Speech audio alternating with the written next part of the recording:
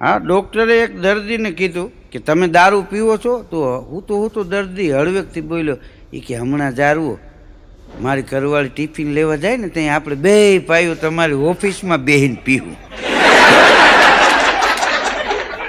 હવે સાહેબે દવાખાનું ખોલ્યું છે કે પીવાનું ખોલ્યું? હા, સાહેબ તો એમ કહેતા હતા કે તું નથી પીતો ને એમ. આ એવું એમ જોઈએ કે ભાઈ હવનો ભગવાન છે ને અહીંયા સાહેબે પીવે. લે 2-5 મિત્રો તમે જો ગામડામાં ભેગા થાય, નક્કી કરે કેદી ગોઠવશું.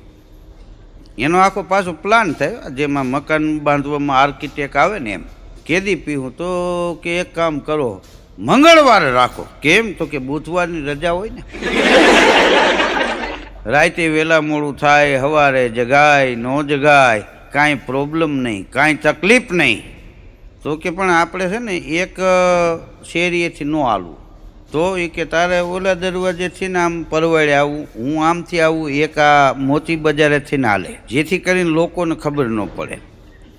પણ તોય એ પાછા ખબર પડી જાય. શું કામ? એ મૂંગા ન રહે. હા, મોતી બજારવાળી શેરી આવેલો હોય ને, એ વળી રસ્તામાં દુકાને ઊભો રહીએ, સિંગ ને દાળિયા બંધાવે.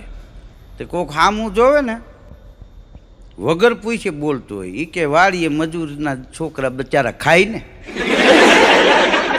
હું જાઉં ત્યારે રોજ લેતો જાઉં. હા, અને પછી બધા પાદરમાં પંચાયતની ઓયડી હોય ને એમાં ભેગા થઈને પીવે.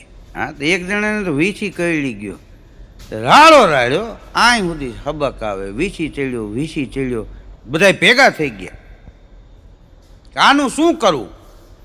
તો એક ભાઈ આવ્યો પીને, કે ભાઈ હવે આને દવાખાને લઈ જવા કરતાં થોડુંક દારૂ પાઈ દો, ઝેરને મારે.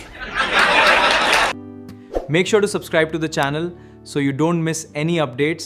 Drop a like if you enjoyed this. See you in the next video.